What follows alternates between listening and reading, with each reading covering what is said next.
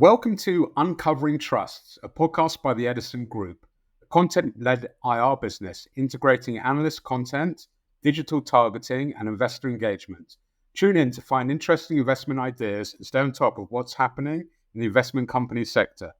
I'm your host, Will Manuel, and today I'm joined by Milosz Papst, Director of Investment Trust Contact, and Michal Mordel, Investment Trust Analyst at the Edison Group, for a special episode of our podcast covering the key takeaways from Edison's recent thematic campaign on emerging markets. So thanks for joining us today. Thanks, Will. Thanks for having me. Hi, guys. So rather than discussing a single investment company, you suggested that we talk more broadly about emerging markets today. Indeed, we have recently concluded our thematic campaign on emerging markets, which included a thematic research note, a series of interviews with emerging market fund managers, as well as an insightful webinar with emerging market experts from ICM Group, Fidelity International, and White Oak Investors.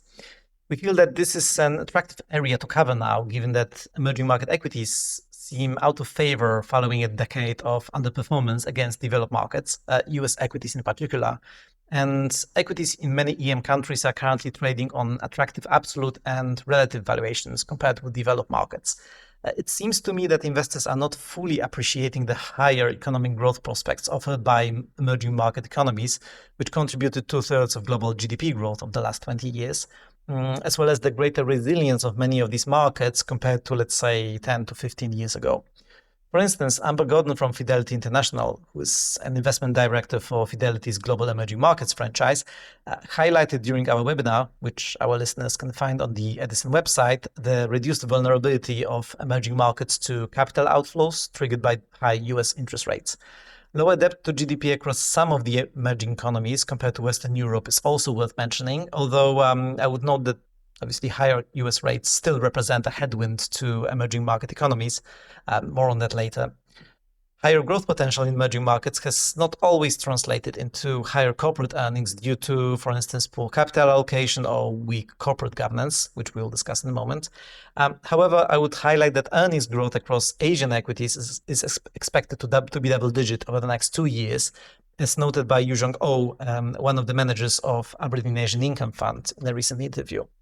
Despite the weakness in recent years, an allocation to EM equities historically improved the Sharpe ratio, a measure of risk-adjusted returns, of a global equities portfolio over the long term, as discussed in our thematic piece. Also, there is arguably more potential upside for a successful active EM fund, given the higher market inefficiency in emerging markets, providing greater scope for alpha generation, as highlighted during our webinar by Frederic Balmaceda from White Oak Investors, the manager of the Ashoka White Oak Emerging Markets Trust. Okay, thanks for that. So what might be the main growth drivers supporting emerging market economies and equities going forward?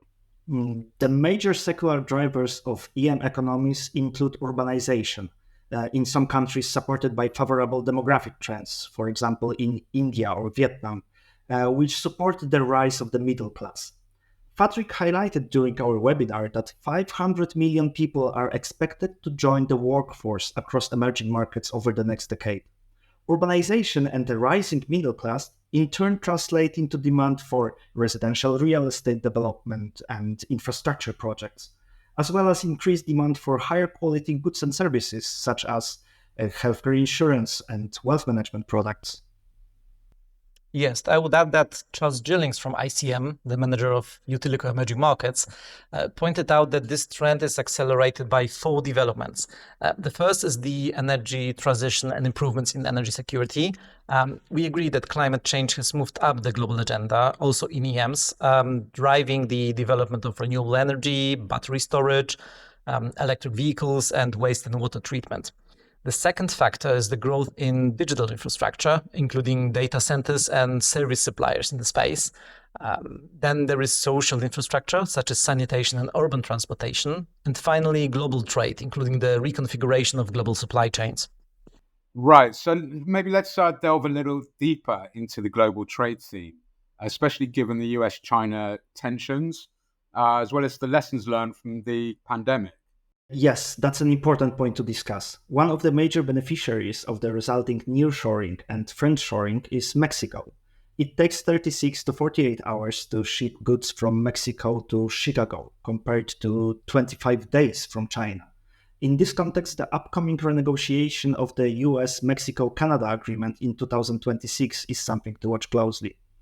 Another beneficiary is Vietnam, due to its open trade policy, which is well illustrated by the fact that trade represents twice Vietnam's GDP. Here, I would note the country's recent comprehensive strategic partnership with the US. Investors have 3 UK-listed investment trusts focused on Vietnam to choose from: Vietnam Holding, Vina Capital Vietnam Opportunity Fund, as well as Vietnam Enterprise Investments Limited. Investors can find out more about those trusts by exploring Edison's latest content on them. Yes, and then another country benefiting from shifting supply chains is India. This was emphasized by both Frederick during the webinar, as well as Gaurav Narain from India Capital Growth Fund during an interview with him back in May. The Made in India initiative, supported by Modi's government, assisted a doubling of FDIs in India over the last decade.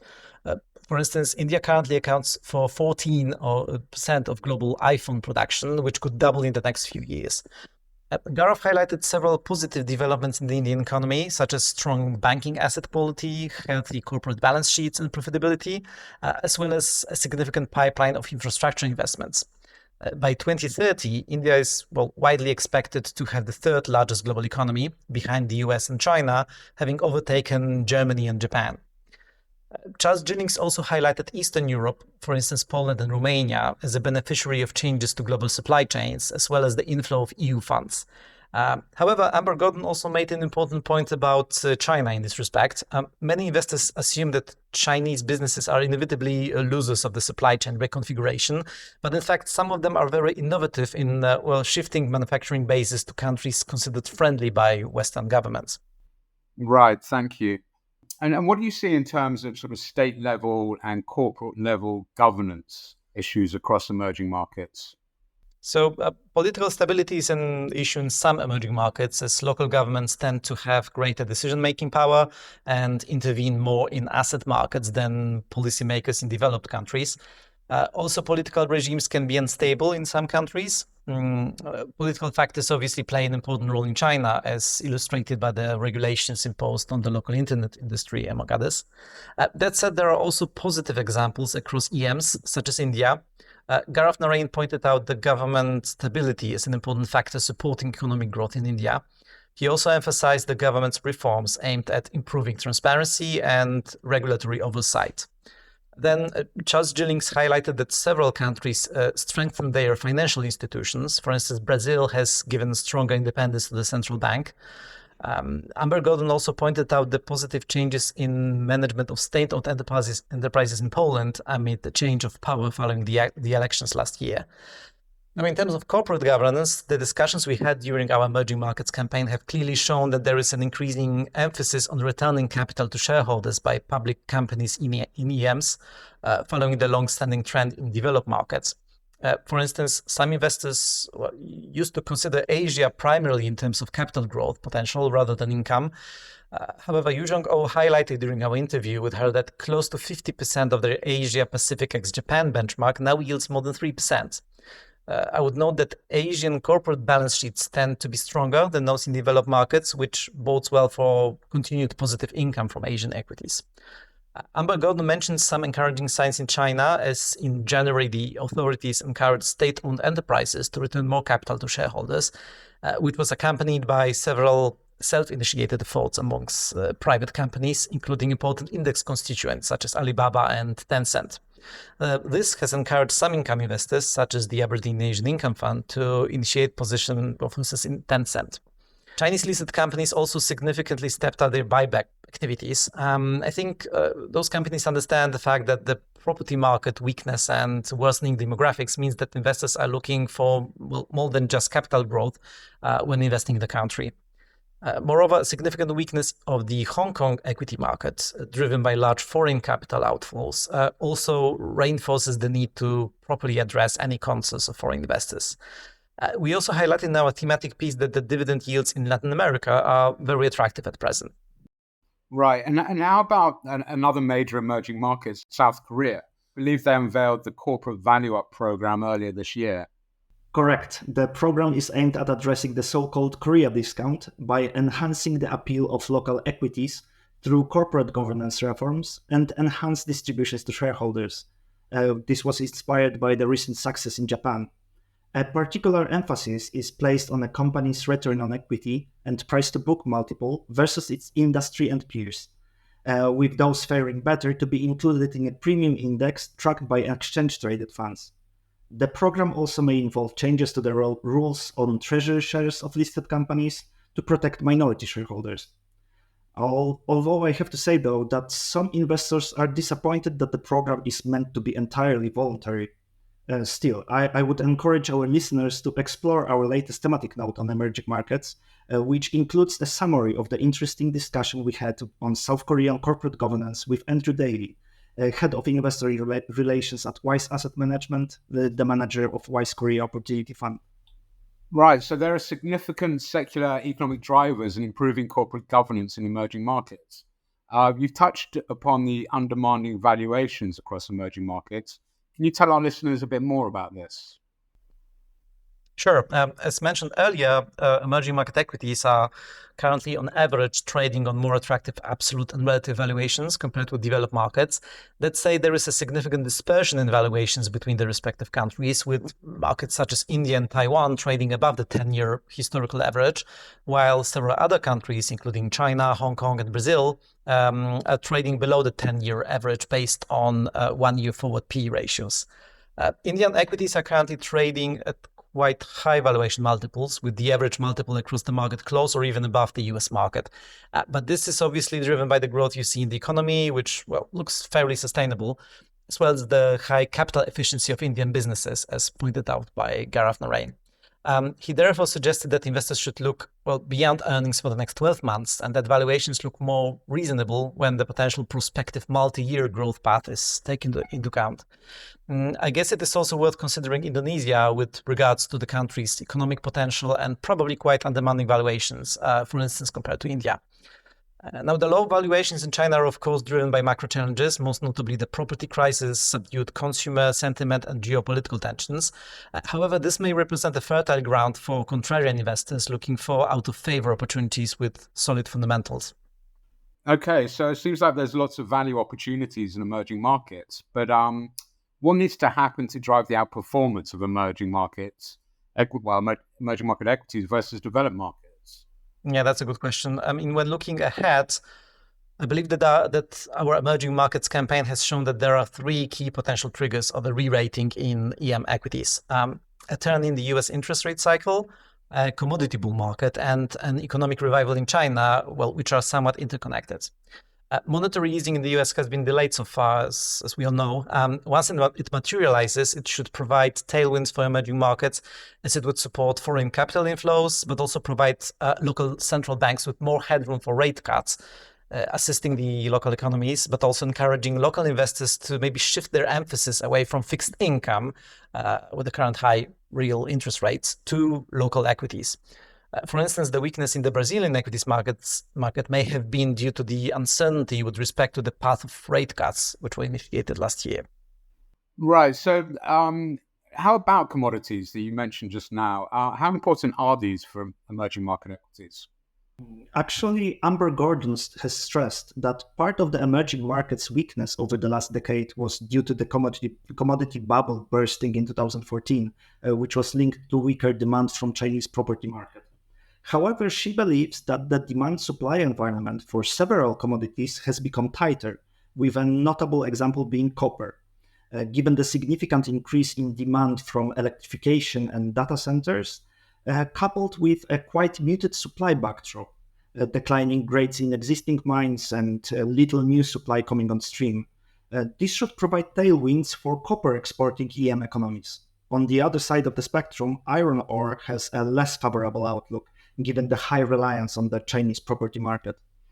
It is also worth noting that the weight of energy stocks in the emerging market indices has declined over the years in favor of tech and consumer stocks. When you think of major AI beneficiaries, you often think about US companies such as Nvidia, but a significant part of the AI supply chain is in Asia, most notably in Taiwan and South Korea. Right, that's very helpful. Thank you. So, China is a very large part of EM indices. We know there's some value there, or things are looking cheaper than they have been for a long time. And I guess also it's a significant trade partner of several EM countries. So can you focus a bit more on China now? Sure. The ability of the Chinese government to put a floor on the property prices would be important. I would note that the government recently announced measures to support its property sector, which involved the purchase of unsold completed apartments from developers by local state-owned enterprises to convert them into social affordable housing, supported by 300 billion yuan of cheap central bank funding, as well as the cancelling of the floor for mortgage rates and a reduction in down payment rates to 15%. However, this initiative alone may not be sufficient to stabilize the market. Possible continued trade tensions with the US and Europe suggest that domestic consumer plays could prove a better choice than Chinese export-oriented businesses. Obviously, a potential victory of Donald Trump in the upcoming presidential elections is likely to result in continued US-China trade tensions, including higher tariffs, which may complicate a Chinese economic rebound.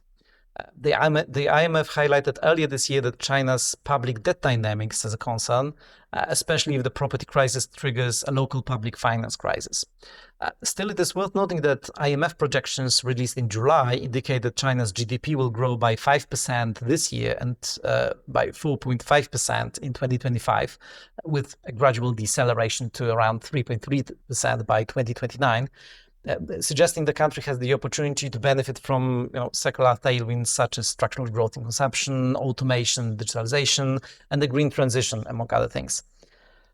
When talking about prospective returns, it is important to keep in mind that overall emerging markets are higher risk than developed markets, with higher political risks, as discussed earlier, more volatile currencies, and sensitivity to capital flows. Finally, liquidity across EMs varies. For instance, Frederic mentioned that it has improved markedly in India on the back of the bull run, but remains more limited in Latin America beyond Brazil. Right, thank you. So assuming someone is interested in emerging market equities, what does the UK investment company sector have to offer? Oh, there is a wide selection of investment companies to choose from, starting with the 11 funds included in the AIC Global Emerging Market sector. And there are also several regional specialists primarily focused on Asia, including equity, income, and small cap funds. There is also one investment trust focused on Latin America, the BlackRock Latin American Investment Trust. And finally, you have country specialists focused on China, India, Vietnam, or Korea. Right, and I presume there's more details on all those trusts in our thematic work. So I'd encourage all listeners to go to our website at Edison Group to look at that. So thank you very much, Milosz and Michal. Very interesting rundown with the emerging market theme. You've been listening to Uncovering Trusts, a podcast by the Edison Group. And again, if you would like to find out more about the current state of emerging markets, please visit www.edisongroup.com. Thank you very much.